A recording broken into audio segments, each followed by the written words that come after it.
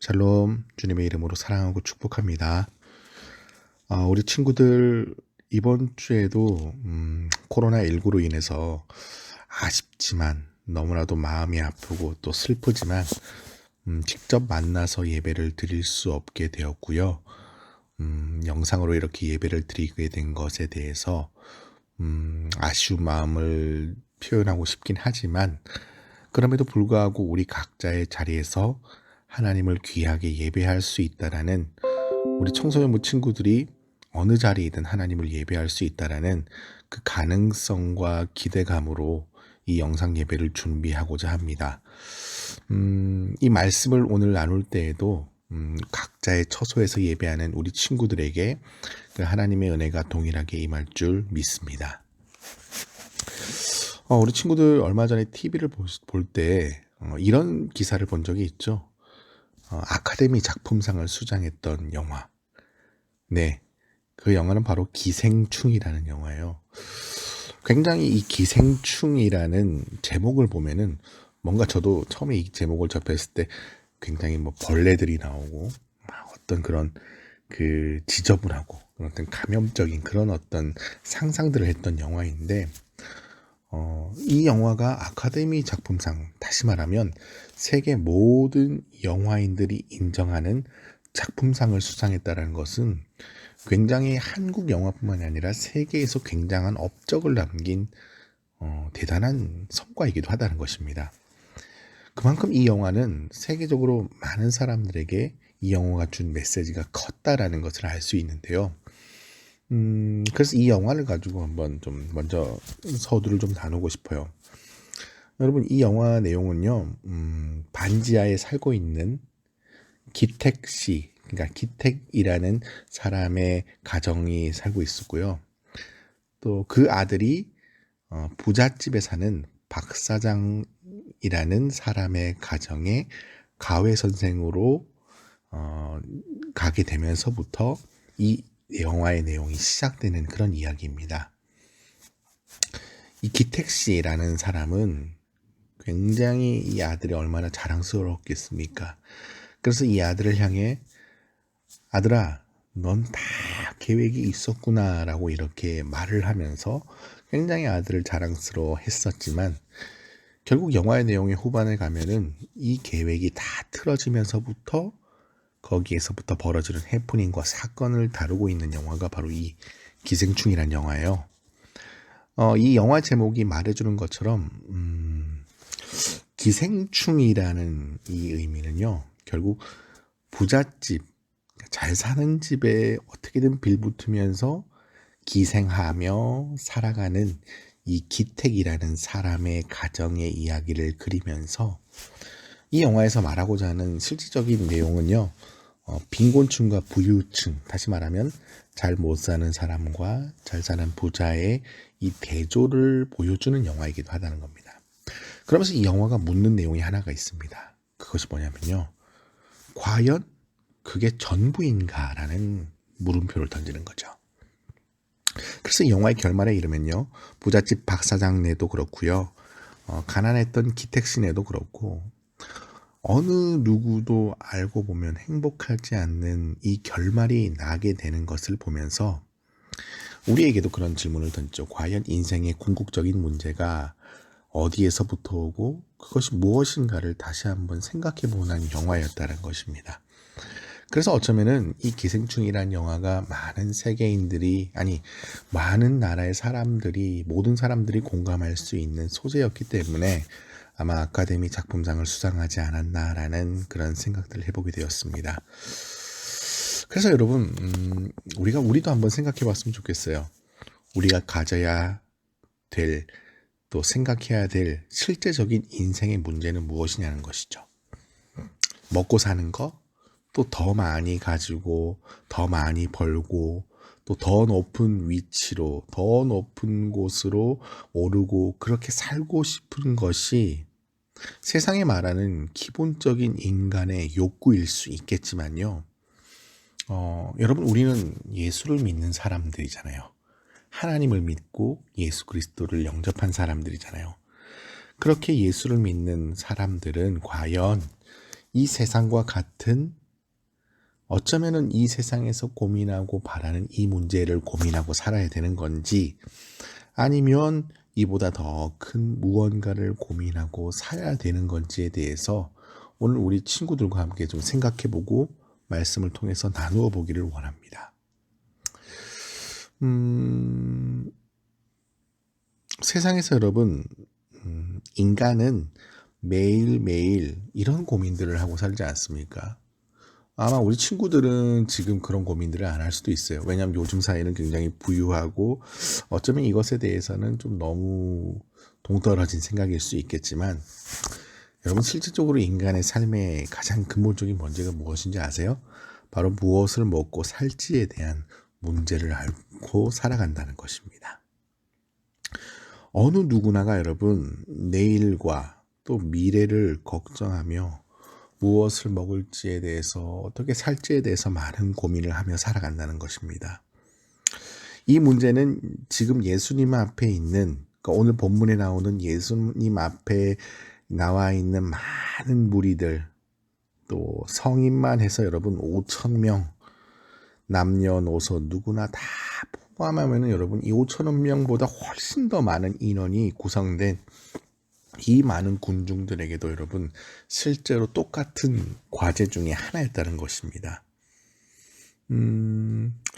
오늘 본문의 내용에서 저녁 때가 됩니다. 예수님과 또 그 제자들과 막 그러게 많이 모인 군중들 앞에서 이제 그 예수님의 이야기를 듣고 말씀을 듣고 많은 사람들이 다 이제 시간이 지났습니다. 그리고 저녁 때가 되었는데 실제적으로 제자들은 이 많이 모인 사람들에게 먹일 그런 양식을 구할 방법에 대해서 마땅히 생각해 보지도 못했고요. 또 실제적으로 마땅히 떠오르지도 않았습니다. 그래서 이들을 보내어서 무엇을 이들에게 먹이게 하는 것이 좋겠는가라고 고민하다가 예수님께 이렇게 제안을 해보는 것입니다. 예수님, 무엇을 이들에게 먹이는 게, 무엇을 사 먹게 하는 게 이들에게 덕이 될 수 있겠습니까? 아마 예수님께 이렇게 제자들이 제안하지 않았겠습니까? 하지만 예수님은 이런 제자들의 생각과 또 제안에 대해서 조금 다르게 생각하셨던 것 같습니다. 37절 말씀, 오늘 37절 말씀에 보면요. 이 절의 말씀의 핵심, 예수님께서 대답하시는 말씀인데요. 그것이 뭐냐면요. 너희가 먹을 것을 주라 라고 이렇게 말씀하십니다. 여러분 한번 생각해 보세요. 제자들은 엄청나게 고민했습니다. 왜냐하면 중간에서 제자들은 이렇게 스텝같이 일하는 사람들이지 않았겠습니까?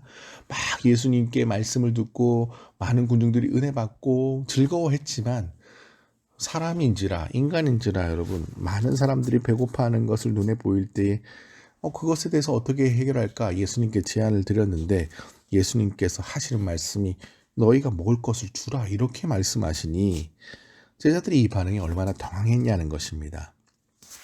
실제적으로 제자들에게는 이 많은 사람들을 먹일 수 있는 재력이나 돈은 없었기 때문입니다.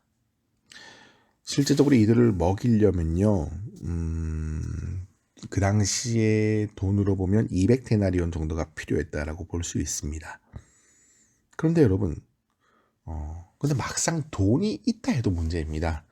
돈이 있다 해도 빵을 쉽게 구할 수 있느냐라는 것이죠. 제가 말씀드렸지만 여러분 5,000명이 있으면 어쩌면 그보다 더 넘는 인원이 여러분 실제적으로 그 돈이 있다 할지라도 이 인원들을 당장 어떻게 먹일 수 있냐는 게 문제인 것이죠.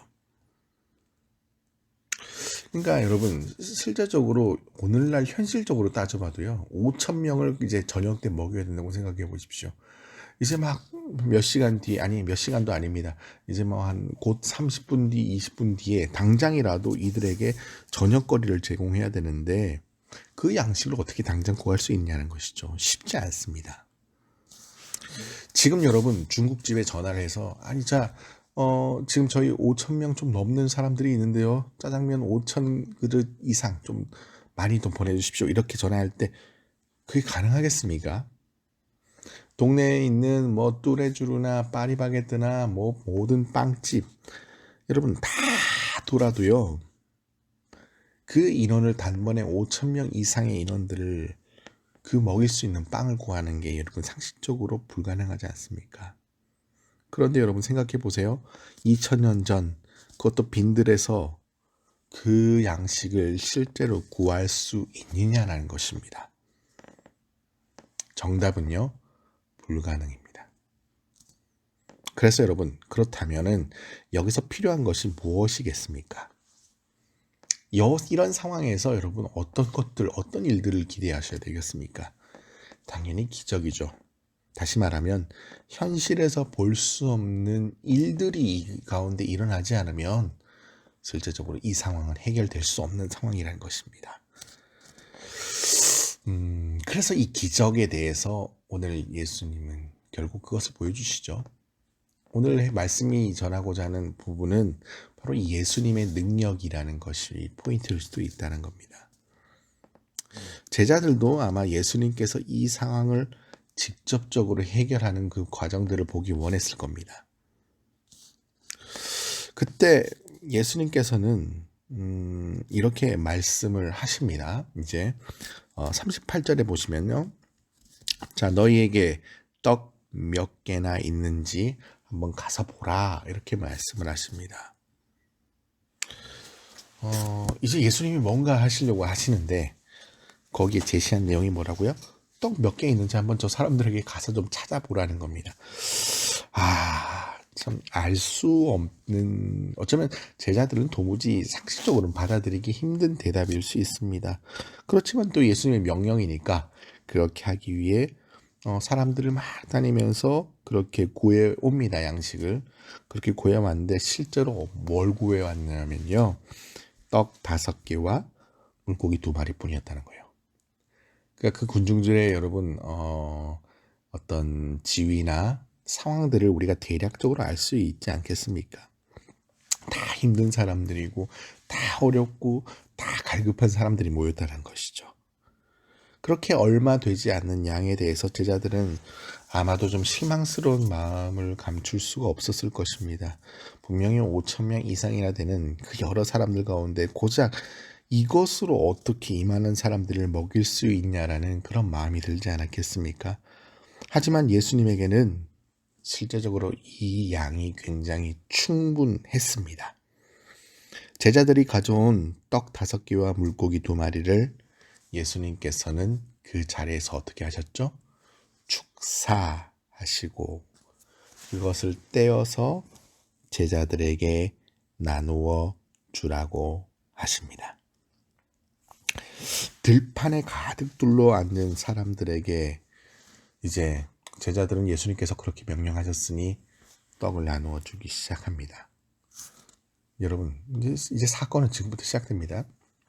근데 이상한 일이 결국 벌어지잖아요.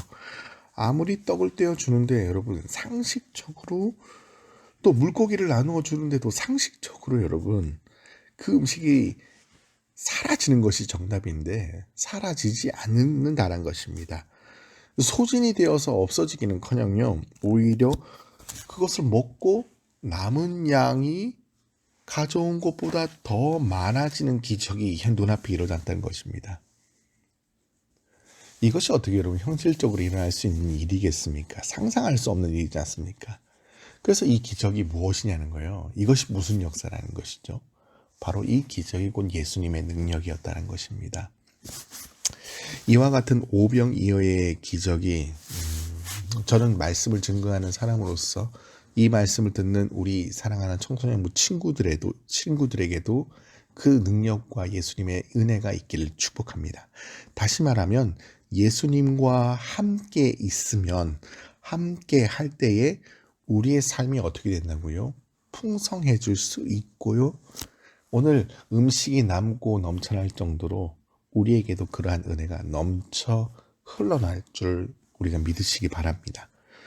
하지만 오늘 우리가 더욱 집중해야 되고 기억해야 될 것은, 와, 하나님께서 기적을 일으키시니까 막 채워주시고 넘치도록, 아니 우리의 생각 이상으로 막 주신다라고, 이것에 대해서 많은 사람들이 포인트를 잡는데요. 실은 우리가 더 집중하고 기억돼야 될 것은 바로 이것입니다.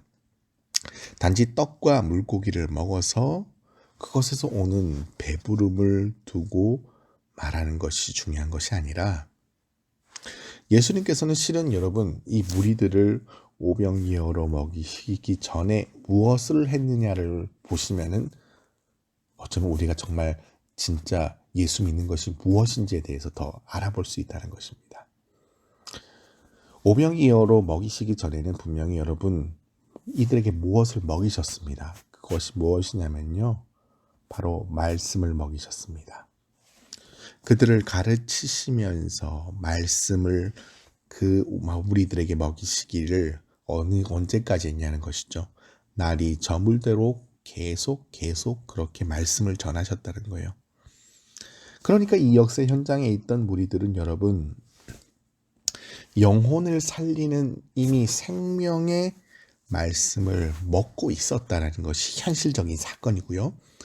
덤으로 그 덤으로 온 것이 바로 그들의 육신의 배고픔, 이 육의 양식을 누리게 되었다라는 것이 이 오병이어 사건의 실은 전체적인 큰 틀이라는 것입니다.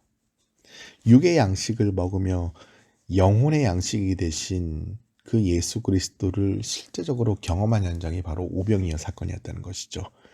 이것이 바로 여러분 우리 친구들 예수 믿었잖아요. 예수를 믿은 구원받은 사람들이 누릴 수 있는 최고의 잔치 자리라는 거예요. 이것을 우리가 여러분 내자로 말할 수 있는데 뭐냐면요, 천국 잔치라고 표현하는 거예요. 세상 잔치가 아니라 천국 잔치입니다. 우리 친구들은 이와 같은 천국 잔치를 사모하는 마음으로 그 자리에 참여하시기를 축복해요. 단지 이 세상에 보이는 그 풍요로움이나 풍족함이나 그 배부름 맛있는 것을 막 해결하는 그런 사람들이 되는 것이 아니라 진정으로 여러분의 영혼에 여러분의 인생에 끝없이 목마르고 갈급한 가운데에 정말 그러한 여러분의 인생의 문제들을 해결하여 주시는 그 속속히 해결해 주시는 임하시는 하나님의 말씀으로 인해서 여러분의 영혼이 채워지는 은혜. 그래서 진짜 여러분에게 그 채워지는 은혜가 구원의 기쁨 때문에 즐거워서 정말 그 잔치, 다시 말하면 천국의 잔치에 우리 친구들이 참여하기를 원하고 소망하는 그러한 진짜 그리스도인들이 되기를 축복해요. 이것이 바로 예수님께서 여러분 이 땅에 오신 목적이자 이유인 것입니다. 예수님은 우리의 1차적인 욕구인 먹고 사는 것에 대한 문제를 해결해 주시는 것만으로 머물지 않으시는 분이라는 거예요. 그렇다면요, 그 이상의 무엇 더 높은 차원의 가치, 그 무언가를 주시기 위해 예수님이 이 땅에 오셨다는 거잖아요. 그것이 바로요, 예수님께서 이 땅에 오신 목적인데 그것이 뭔데요? 영원한 생명이요. 영원한 생명. 그것은 곧 하나님의 말씀으로부터 채워지는 복이에요. 생명을 헬라어로 보면요, 두 가지 단어로 이렇게 표현이 된대요. 하나가 뭐냐면 헬라어로 비오스, 이 생명이 비오스라는 단어가 표현되고 있고요. 또 하나로 표현되는 단어가 바로 조에라는 이 두 단어로 형성이 되고 있습니다. 자, 그러면 생각해 볼게요. 비오스란 단어는 무슨 뜻이냐면요, 육체적인 생명을 말하는 거예요. 그러니까 우리 보이는 이 몸, 이 몸의 생명을 의미하고요. 뒤에 있는 조에는요, 보이지 않는 생명, 영적 생명을 의미한다고요. 그러니까 여러분 생각해 보세요. 대부분의 사람들은 어떤 생명을 추구하며 살까요? 이 비오스, 육체의 생명을 유지하려고 애쓰지 않습니까?